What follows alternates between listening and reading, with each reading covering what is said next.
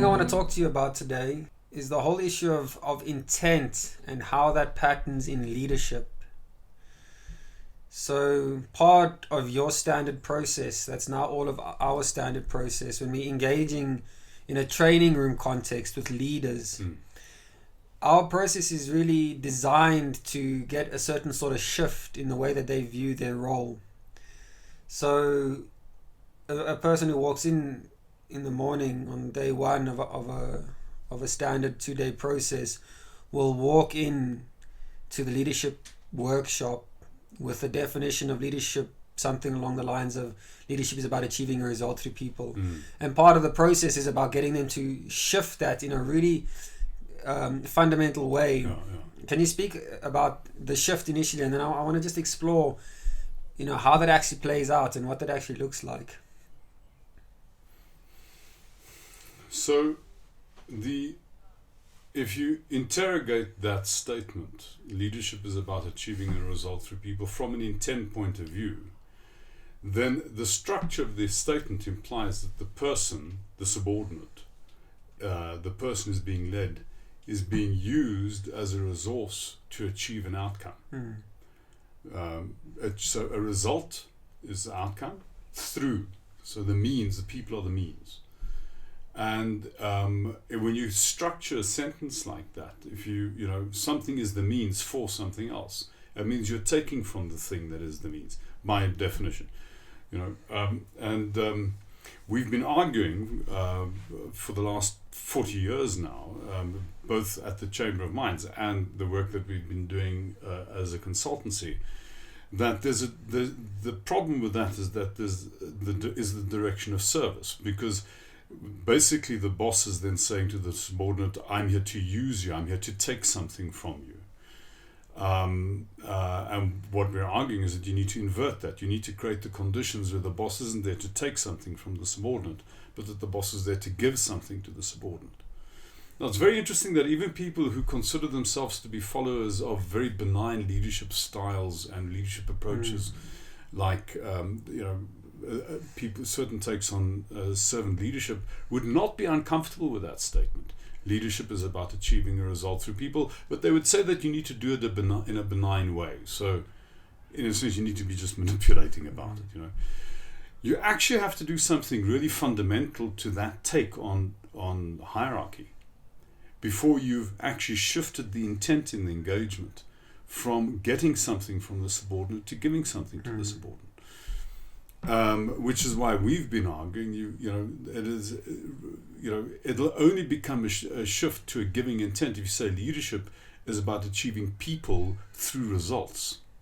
Now that doesn't sound like English for a lot of people, and the English is a bit challenged because it sounds like a strange thing to say, but what it's pointing at is that the task that's being done and the result that's being achieved is the means, and the intent of using that means is to effect a transformation in the person.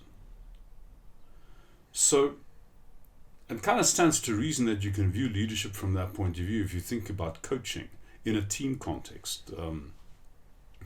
If you played for a team where the coach said to the players, listen, you lot, my job as the coach is to achieve a result, and I'm going to use you, the players, as my resources to achieve that result.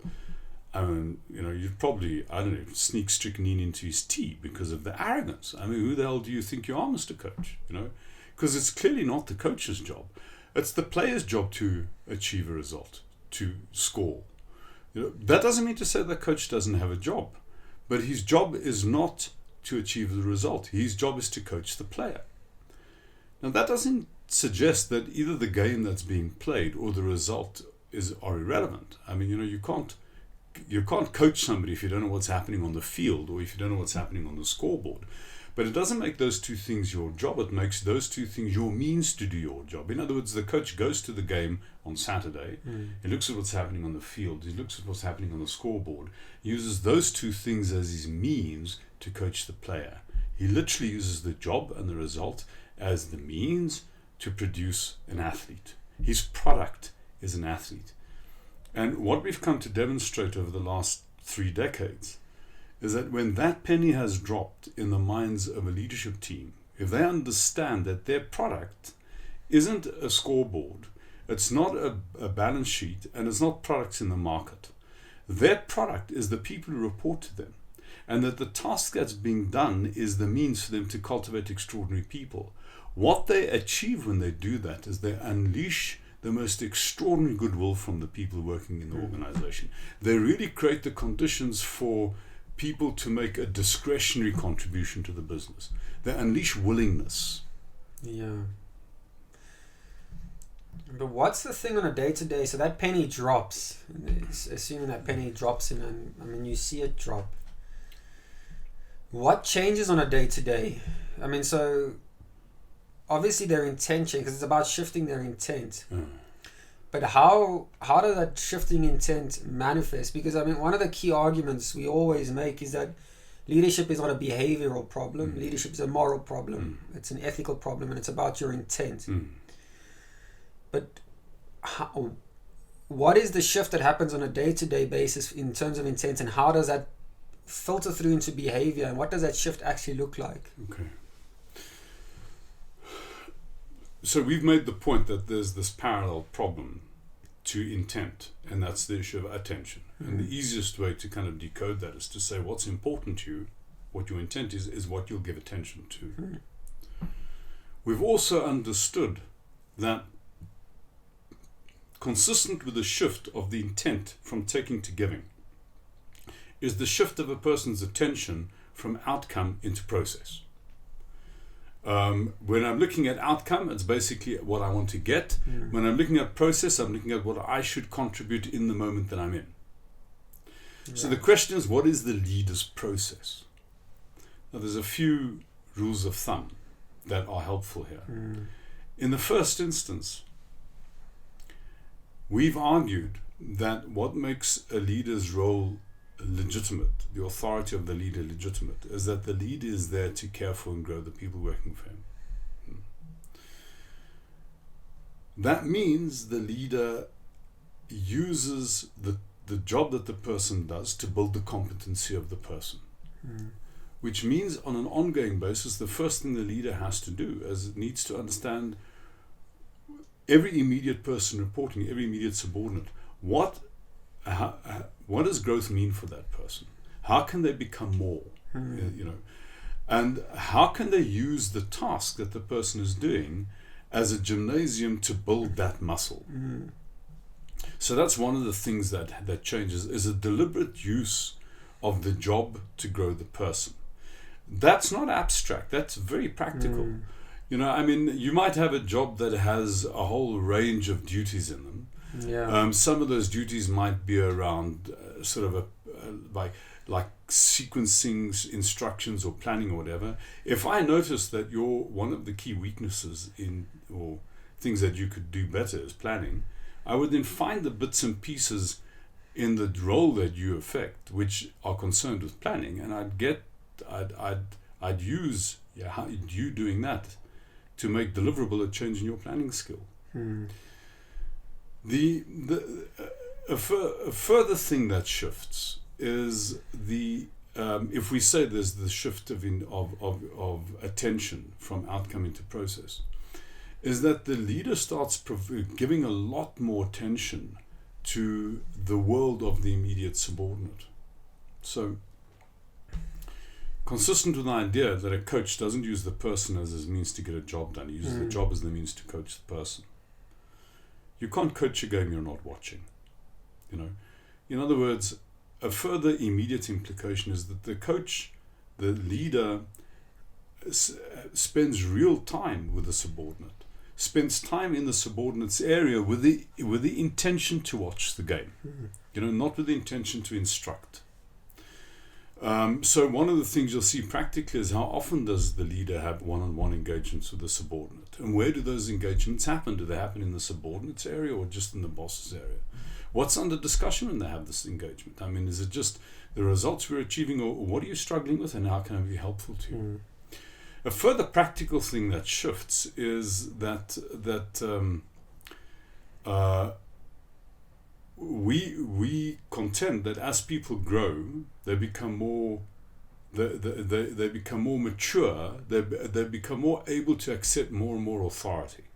In fact, it's one of the axiomatic statements in their approach. Caring growth means an incremental suspension of control. Now that becomes again another practically doable thing. What decisions are you taking currently? What decisions am I taking that you could take in 6 months' time? And what process can I put you through to create the conditions where in 6 months' time you're taking those decisions and not me? Very deliberate shifting of authority to the subordinate. And so there's a whole smorgasbord of these practical implications. I mean, in a sense, we've spent the last 30 years working out those practical implications. I mean, I think one of the things that I've experienced in corporate, working with high-level corporate leadership, is a difficulty in understanding what empowerment might mean at those high levels, because you're already dealing with kind of empowered people, and at that level, like, I really get the feeling that people struggle to get a sense of, what can I do for this person, especially, and you have leadership relation dynamics where there's a younger leader leading an older person who's actually in many senses more mature than they are.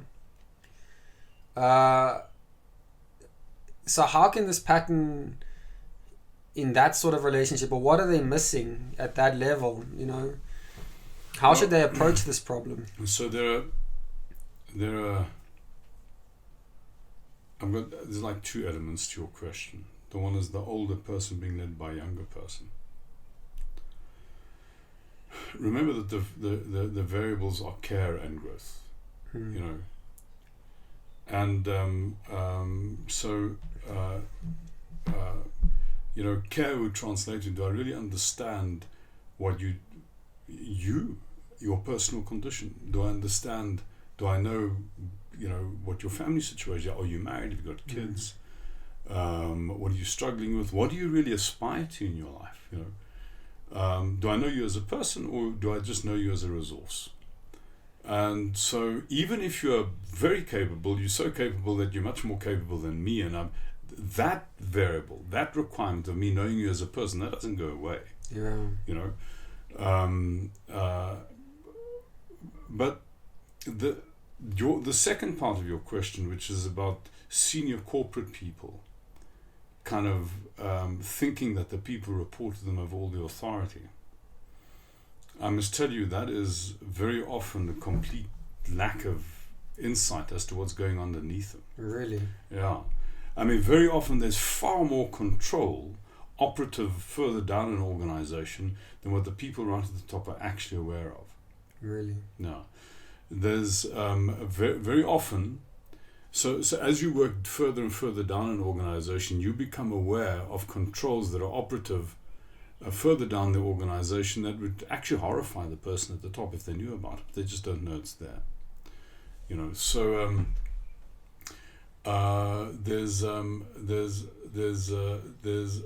there's great ignorance of the growth requirements in any part of the organization, generally from very senior people.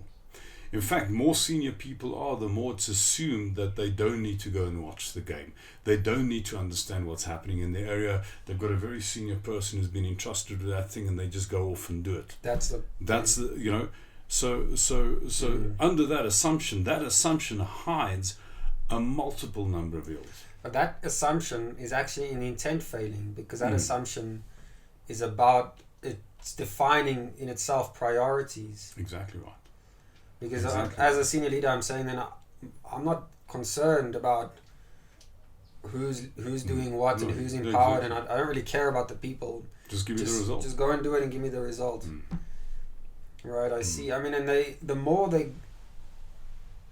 actually cared about it, they would give that attention, and it would become clear. I mean, a point that I make, that I've been making to this level, is just a question about your passion. Like, how passionate are you, and genuinely interrogate that passion. Do you genuinely care? Because I think care can be easily taken for granted.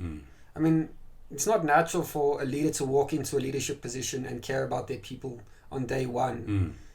Care doesn't have. I mean, care is supposed to be something exactly, deeper than that, isn't it? Yeah, exactly. Yeah. Well, it's also, this thing of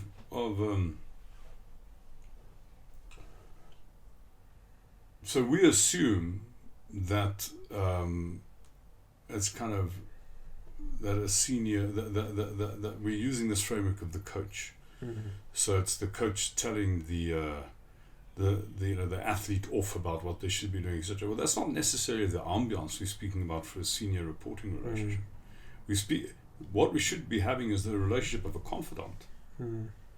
Somebody I can go to. I mean, it doesn't matter who you are. In fact, the more senior you are, the more headaches you have. The more people who are gunning for your job. The more people there are out there who have a vested interest in your failure. You need allies. And hell is it useful if your boss is your ally. It's the most important. And an ally isn't just somebody who on occasion looks at you across a boardroom table. An ally is somebody who occasionally comes to your area and hears what's going on. And even if that's all that they do, that's already a massive contribution. An intelligent senior ear who, who's not coming to tell me what I'm doing wrong, but just helping me to just being my mentor, being my kind of my counselor, my confidant, So most of the corporates that I work in, it becomes more dog eat dog the more senior you are. It's kind of like it's a very cold engagement. Where's the results? How can we get the board to crucify you in the board meeting? Whereas there's very few of those people who sit around the boardroom table actually deliberately go and spend time in the operation to really understand what the CEO is struggling with, to find out how they can be supportive of the person. So it's I don't think that the criteria are irrelevant further up at all. I think they become more relevant. That's one of the reasons why we have work. From when I was quite young. I mean, not a lot older than you. I'm in my early 30s, my mid 30s. I recognized that very senior people were willing to pay me a shocking amount of money for no other reason that I've got unusually big ears. I mean, you listen to them. I listen to them. Yeah. I look like I'm vaguely intelligent, like I understand what the guy's saying. I'm not coming to tell him. In fact, I've had people to talk in so many. Shut up! I'm talking now. He doesn't even want advice from me. He just wants to unburden himself. He needs an ally. The more senior people are, the more they need allies. Their bosses should be playing the role for them.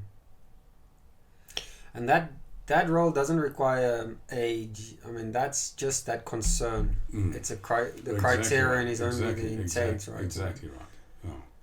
In the first instance, not how can I fix you, because that's already. But how can I help you? How can I? Without compassion, there is no help. And compassion means suffering with, being with. And that's the heart of care. Suffer. I'm going to suffer with you. I do suffer with you. Your suffering is not makes me suffer. Right? Your suffering is not other than my suffering. And you can't care if you don't experience the suffering of your people as part of your suffering. You see, it's interesting that we see executives or in organizations struggle with this problem of an adversarial relationship between them and the people on the floor. But they themselves are in an adversarial relationship with their seniors. Because if it's not compassionate, then it's adversarial. So the spirit of this establishment has to change right from the top. How sick is leadership out there? I mean, how many leaders are not getting this right? How many leaders are malaligned in their intent? And how easy is it to be malaligned in your intent in a leadership role? You see, I think the problem is not so much that individuals get the intent piece wrong. is that even if they try and get it right, they're in a context which is wrong. You know, in the past, we had a very offensive metaphor to describe this, which I actually think is inaccurate. Right. You know, they'd speak about organizational change being about pigs and pigsties. And the idea would be, you know, if you take a dirty pig out of a dirty pigsty and you wash the pig, you put the pig back in the pigsty, you've changed nothing, you know. So you've got to change the pigsty. That's an awful metaphor. But there is something about context which you need to get right. Right. And so what's become apparent to me over the years is that very often, even though you've achieved quite a significant shift in the consciousness of the individual leader, the individual leader goes back into an organizational ambiance, milieu, that is just inappropriately framed. I mean, so we've been speaking about the shift from managing to leading, to being this moral shift from don't use people as the means to get the job done, use the job as the means to enable the person. Don't be there to take from the person, be there to give to the person. But what we have to understand is that framing of the idea of leadership sits in a broader narrative of organization. So how organizations are viewed, and still viewed by and large, is that they're kind of systems that work. So it's a very mechanistic idiom that sort of has roots in sort of a pretentious 19th century scientific way of looking at things. You know, it's all this measurable stuff that that's an organization. If you try and inject a different way of dealing with authority or dealing with hierarchy into that, you'll only ever do a cosmetic thing, because, you know, carry on? The DNA of the organization has to change, yeah. Because so when we started doing this work, we were arguing that you know, the shift from managing to leading is a moral shift, you know, and we were slightly ahead of the curve, but very quickly by the mid-90s there was a very strong demand for leadership training, you know, in industry, because there was a desire for more kind of a democratic, collaborative sort of style of dealing with hierarchy. And it was thought that shift was consistent from managing to a leading shift. Right. But actually, the problem is that narrative hasn't changed. You know,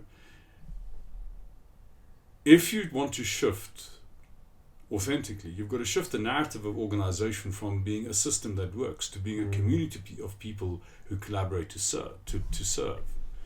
Because leaders are in charge of communities. They're not in charge of systems. Managers are in charge of systems. Right, yeah. So you can't take a system and change the wording of the guys in charge, call him a leader rather than a manager, and think you've changed what happens. No. You know, and by affecting that shift from seeing the organization as a system to seeing the organization as a community, that's when you've authentically moved the problem of the individual, the intent of the individual and the will of the individual center stage. They're no longer a means to an end. They're no longer resources in a system. They are the point. You know. That's the key. That's the shift key. I mean, it's a shift that frustrates me. I mean, because you can, right now, if you don't change the system, all you do is you enable leaders, and that's the joy. Then is a shifted individual, and then that's right. And then they have the power to shift individuals. Yeah. But the world hasn't yet caught up to this whole notion that organizations are communities, and they really are. No, and I think as far as that's concerned, that's a whole new chapter that needs to be explored. You know, because even the idea of changing the system, well, no.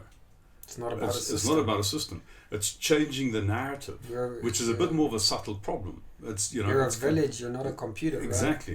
Right? Exactly right. A village has politics. It has. So when you look at when you're looking at the organization, you're not thinking structures and functions and systems and processes. You're looking patterns of alliance. Community. Who, you know, where's the loyalties lie? Are the loyalties pro-establishment or anti-establishment? You know.